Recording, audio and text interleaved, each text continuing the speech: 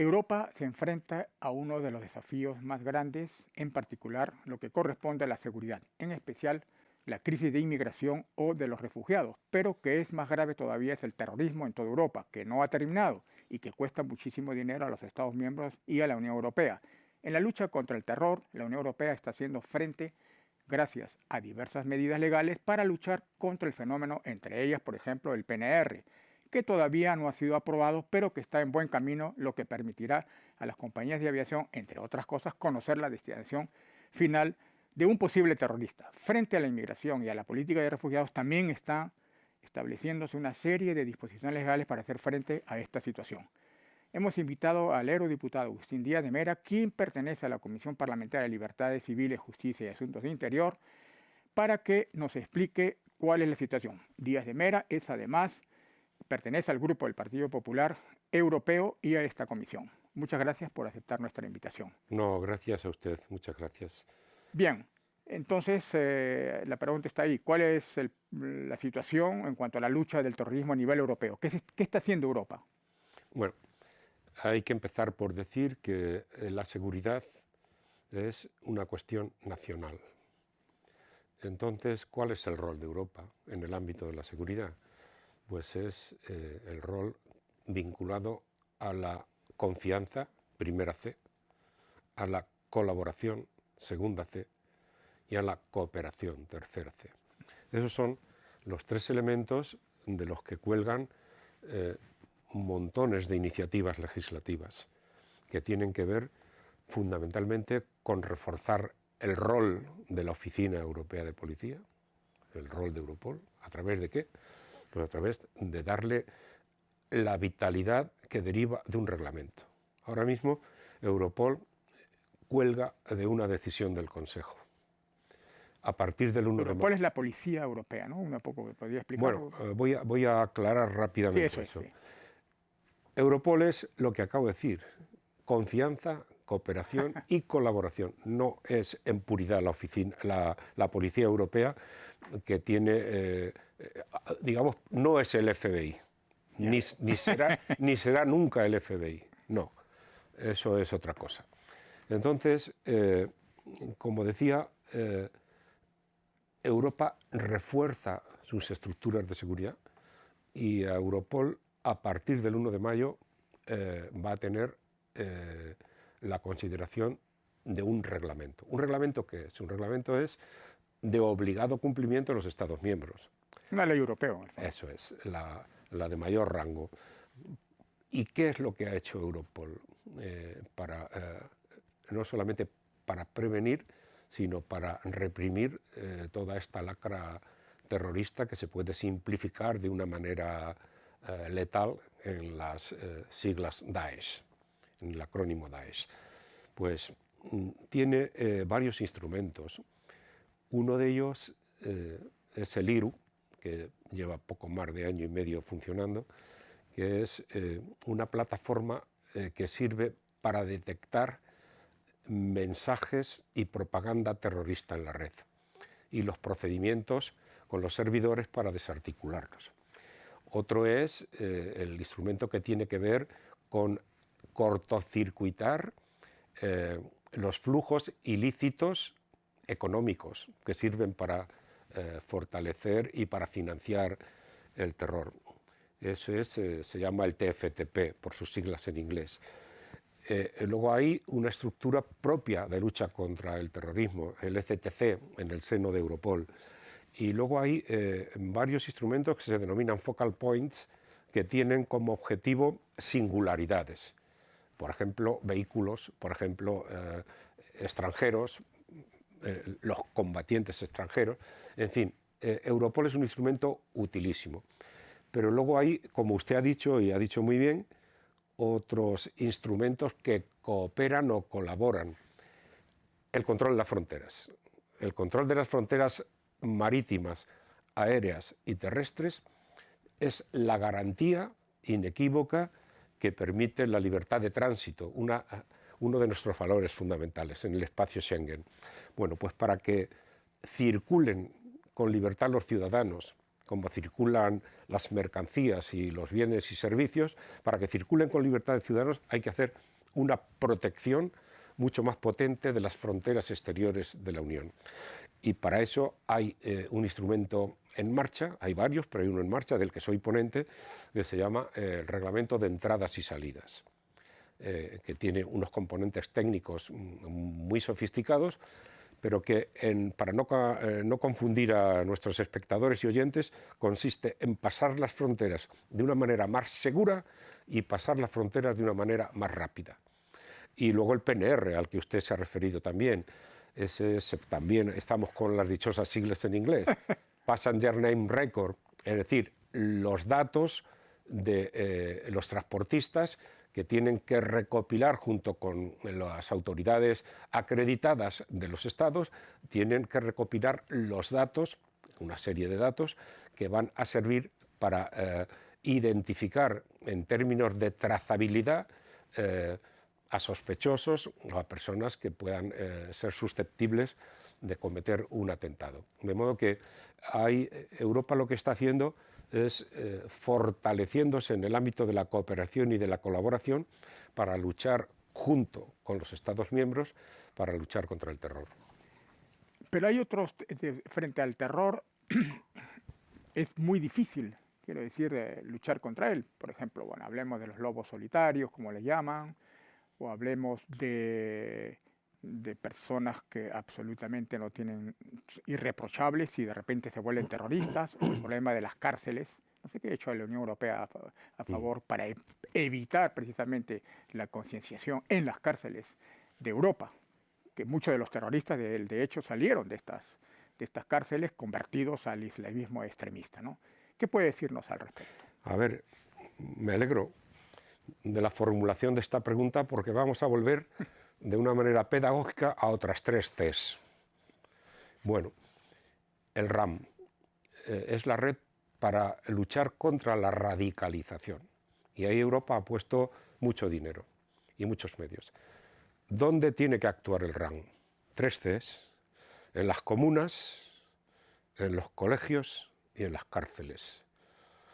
Son focos donde puede crecer el virus del terror, en los ámbitos de adolescentes, en los ámbitos comunales y, naturalmente, en los ámbitos más peligrosos de los sistemas penitenciarios y de las cárceles.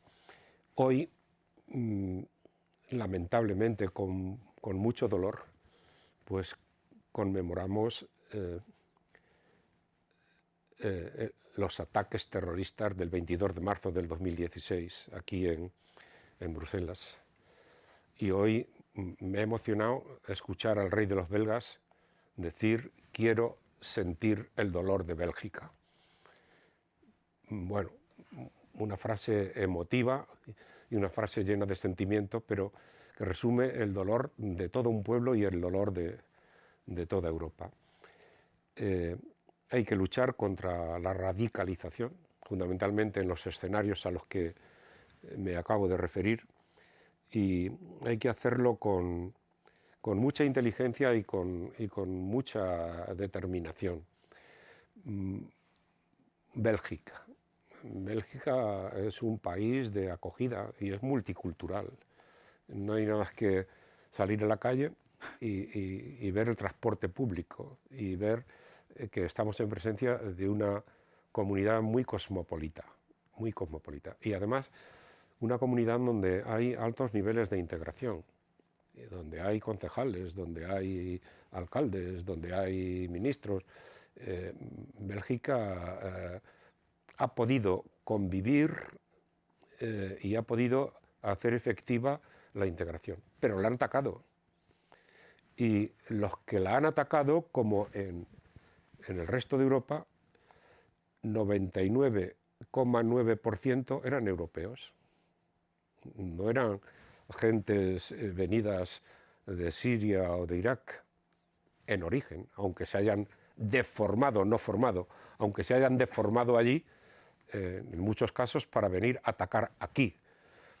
Pero claro, por eso ahora se está ensayando otros procedimientos definitivos en su día o aleatorios para que también se puedan detectar estas tendencias y la traza de estos mal llamados combatientes, sino bien llamados asesinos, que van, que vienen y que matan aquí. Y matan en su ciudad, como ha sido el caso de Bélgica, matan en su aeropuerto o matan en su línea de metro. Ese es un verdadero problema. Y es que no puede haber un policía detrás de cada terrorista potencial. Por eso la inteligencia criminal y la confianza es esencial en el ámbito de la prevención. Precisamente, la prevención, acaba de nombrarlo usted. Uno de los grandes problemas, y quizás que afectó a Bélgica, ha sido precisamente la falta de coordinación, no solo de las policías a nivel europeo, de las policías a nivel nacional y sobre todo, por supuesto, las policías a nivel europeo. Ocurrió que incluso los terroristas cruzaron el mismo día que había el atentado en París, cruzaron la frontera como si estuvieran en su casa. ¿Qué está haciendo la Unión Europea para mejorar esa coordinación? Claro, pues sí, la coordinación es un fallo endémico, pero no seré yo el que critique a un policía. No, para mí un policía... No, es la ley europea. Un policía merece todo el respeto. No, la coordinación. Pues empecemos por esta mañana. Esta mañana, en el ámbito de nuestra Comisión de Libertades, Justicia y Asuntos de Interior, ha comparecido Banfi. ¿Quién es Banfi? Banfi es el director de CEPOL. ¿Y para qué sirve CEPOL? Pues CEPOL está perfectamente definido, ¿no? Pero yo lo voy a resumir para nuestros espectadores y oyentes. CEPOL es un instrumento armónico, es decir, un instrumento para armonizar las buenas prácticas de las policías, la formación de los policías, la formación en manera presencial y en modo online. Pero básicamente yo creo que la A del abecedario, la asignatura fundamental que debiera impartir CEPOL, con independencia de policía democrática, policía respetuosa de los derechos humanos, policía para ayudar al ciudadano, policía para reprimir el terror, la mejor de las prácticas es dotarles de una cultura de cooperación y coordinación y de transferencia de información. Es decir, lo que hemos visto como un fallo de seguridad en muchos sitios, pero fuera de Europa y en Europa, es que compartimos poca información antes del ataque y compartimos mucha información después del ataque. Eso es una lamentable realidad. Y yo creo que CEPOL, Europol, Eurojust y otros instrumentos policiales y judiciales en el ámbito comunitario tienen que servir para producir una mayor cooperación y una mayor coordinación. Bien, pasando a otro tema que es clave también para Europa y sobre todo en este tema que es la inmigración irregular y los refugiados, nos encontramos que es una de las causas de este populismo terrible que está surgiendo en toda Europa. Menos mal que en Holanda ha sido un poco esto, pero ahora hay elecciones en Francia. ¿Cuál es la situación de la inmigración? ¿Cómo se va a evitar mantener esta situación o disminuirla? En fin, ¿qué es lo que hay de nuevo? Englobar en la palabra inmigración todo lo que es un fenómeno positivo en el ámbito del desarrollo de los pueblos. Y lo que es el refugio y lo que es el asilo no es conveniente. Hay que diferenciar bien. Hay que diferenciar lo que es un migrante y lo que es un refugiado. Ambos dignos de todo el respeto del mundo. El refugiado, que es el que más nos interesa, desde un punto de vista humanitario y compasivo.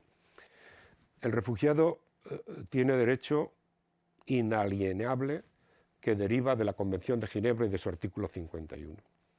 Un refugiado es una persona que huye ¿para qué? Para salvar su vida, fundamentalmente. Y si esa persona llama a tu puerta, hay que identificar, primero que nada, hay que socorrerla. Después, identificarla. Resumo, ¿eh? Y en un tercer lugar, hay que darle trámite urgente y rápido a su solicitud de asilo. Y Europa tiene que abrir los brazos a esa gente. Y tiene que distribuir solidariamente a esa gente. Y no en términos de carga, sino bueno, en términos de Carta de Derechos Fundamentales. Eso es lo que, a mi juicio, tiene que hacer Europa. Pero ¿usted no cree que precisamente esta situación de la inmigración, que es bastante grande, Alemania lo está sufriendo, lo ha sufrido, etcétera, el hecho que esta misma inmigración da argumentos a todos estos nuevos populismos, tanto de izquierda como de derecha, que están surgiendo en todos los países de la Unión Europea y que hacen peligrar a la Unión Europea? ¿Usted no cree que brazos abiertos para que vengan los refugiados es hasta cierto punto peligroso? Por lo que le digo, hacen aumentar el populismo. Y si el populismo gana la carrera, estos propios refugiados van a sufrir más de lo que pueden sufrir ahora. No, me niego a... No, yo no creo que un refugiado sea un elemento peligroso. No, yo no le digo en ese un elemento digno de ayuda y de compasión. Sí, pero los populistas lo ven de otra forma. Pregúntele usted a Le Pen los populismos, y compañía. Bueno, estos lo que hacen es, no por ignorancia, sino por demagógica y perversa argumentación, confundir intencionadamente el refugio con la inmigración irregular o clandestina. Lo confunden intencionadamente, pero claro, el refugio, a mi juicio, no tiene límites para la acogida. La inmigración llamada económica, ya sea legal o ya sea irregular o clandestina, esa inmigración está sujeta a que los estados tienen una capacidad de acogida para ese tipo de inmigrantes limitada. Y tiene que darles cauce. ¿Qué significa cauce? Pues el cauce es un empleo, el cauce es una vivienda y el cauce es una escuela.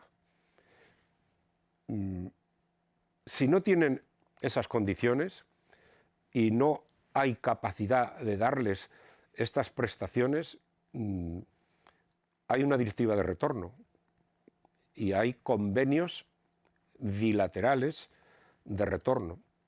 Y hoy mismo, esta misma mañana, hemos hablado con Ligeri, el director de Frontex, y nos ha dicho que han producido 253 vuelos de retorno en lo que va de año. Por lo tanto, todas estas cosas hay que diferenciarlas muy bien y no caer en la trampa de los populismos y en la confusión. Mire, con atrevimiento le resumo el discurso de la señora May. Ahora que el día 28 va a lanzar el artículo. Dos elementos. Un elemento es el control de los flujos migratorios por parte de los británicos y otro es la nueva apertura del Reino Unido a los acuerdos comerciales. Ese es el Brexit. Pero claro, uno de los primeros componentes es el que acabamos de contar. Y no hay que olvidar que siempre el Reino Unido de la Gran Bretaña ha sido tierra de acogida. Tierra de acogida. Pero claro, tenemos el UKIP, tenemos los populismos y tenemos un gobierno conservador que, a mi juicio, cometió la torpeza de convocar un referéndum y perderlo. Y lo convocó y lo perdió, y ahora pues estamos ante una situación muy inconveniente para ellos y muy inconveniente para nosotros. Pero como ingrediente principal, uno de los ingredientes principales es la gestión de los flujos migratorios. Bien, Agustín Díaz de Mera, eurodiputado del Grupo del Partido Popular Europeo en el Parlamento Europeo. Muchas gracias y esperemos mejores noticias porque terrorismo e inmigración tienen para muchos años, creo. La inmigración es un hecho positivo. Perdón, sí refugiados y asilo. Y refugiados es Europa siempre tiene que estar con los brazos abiertos para los refugiados, siempre. Bien, muchas gracias. Gracias.